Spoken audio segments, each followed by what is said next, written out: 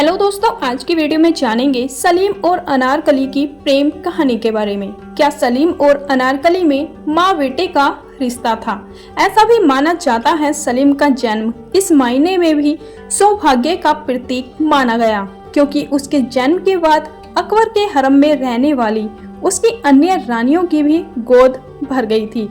चलो दोस्तों, अब जान लेते हैं सलीम और अनारकली के रिश्ते के बारे में। आखिर इन दोनों का क्या रिश्ता था? इस जानकारी के लिए वीडियो के अंत तक जरूर बने रहें और जो न्यू यूजर है प्लीज सब्सक्राइब कर दें। चलो वीडियो शुरू करते हैं। देश की राजधानी दिल्ली अपने दामन में इतिहास की ऐसी विरासत को समेटे हुए है जिसे जाने बिना इस शहर और इसकी गंगा यमुना तहजीब को समझना मुश्किल है।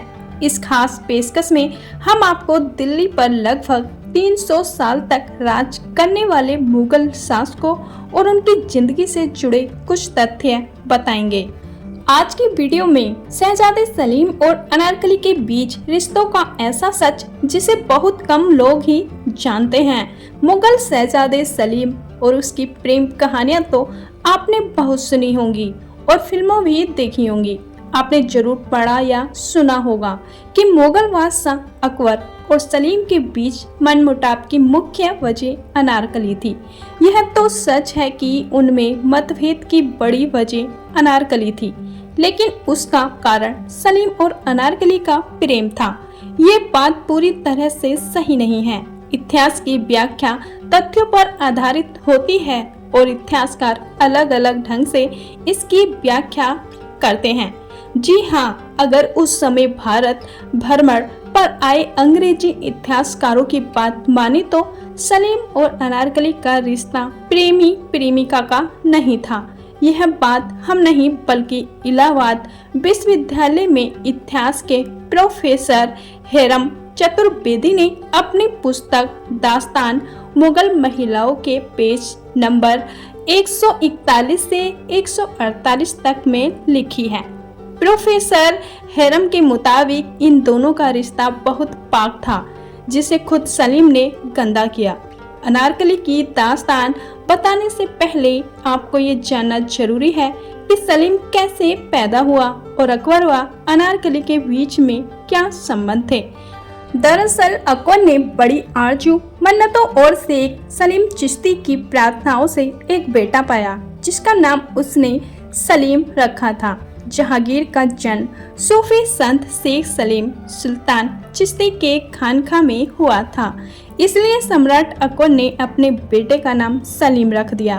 अकबर ने अपने बेटे सलीम को प्यार से शेखो बाबा कहकर भी पुकारा करते थे। सलीम का जन्म इस मायने में भी सौभाग्य का प्रतीक माना गया, क्योंकि उसके जन्म के बाद अकबर के हरम में रहने वाली उसकी अन्य रानियों की भी गोद भर गई।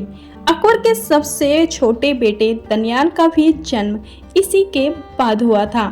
सलीम जब मात्र 15 साल का था तब उसकी शादी आमेर के राजा भगवान दास की पुत्री मानवाई से करा दी गई। इसके बाद सलीम की शादियों का सिलसिला ही चलता निकला। विवाह निकाह का यह क्रम उसके सिंहासन पर बैठने के बाद ही चलता रहा और मेहरुनिसा से तो उसने सिंहासन पर बैठने के बाद ही शादी की थी।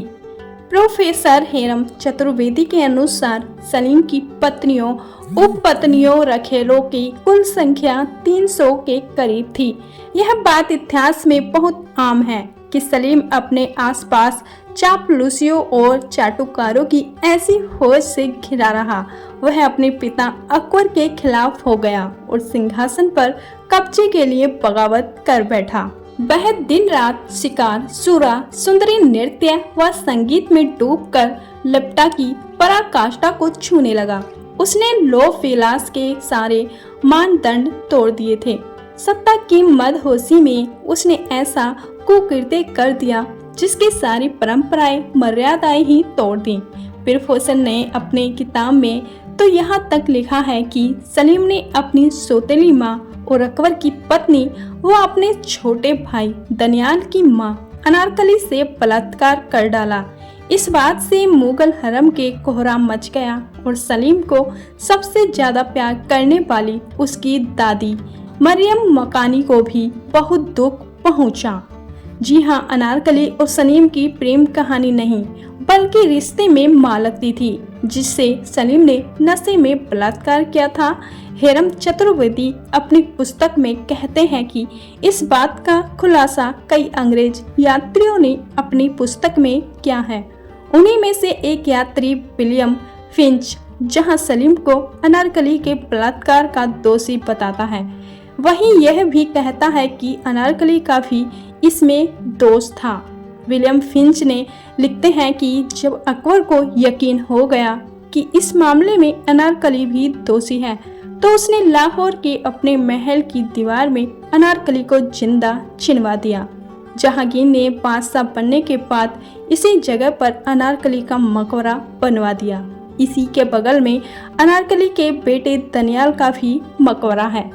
प्रोफेसर हेरम चतुर्वेदी ने अपनी किताब में लिखा है कि मुगल और उनके बाद भारत आने वाले अन्य विदेशी यात्रियों ने भी लगभग यही बातें लिखी हैं और कहा है कि अकबर और जहांगीर के बीच कटुता की मुख्य वजह जहांगीर का अपनी सौतेली मां से बलात्कार करना या शारीरिक संबंध बनाना ही था। दोस्तों, आपको क्या लगता है अनारकली और सलीम के रिश्ते क्या थे, वो आप कमेंट बॉक्स में जरूर बताना। और ऐसी ही ऐतिहासिक वीडियो देखने के लिए हमारे चैनल को सब्सक्राइब करना ना भूलें। चलो मिलते हैं नेक्स्ट वीडियो में, जब तक के लिए अपना ख्याल रखना। धन्यवाद।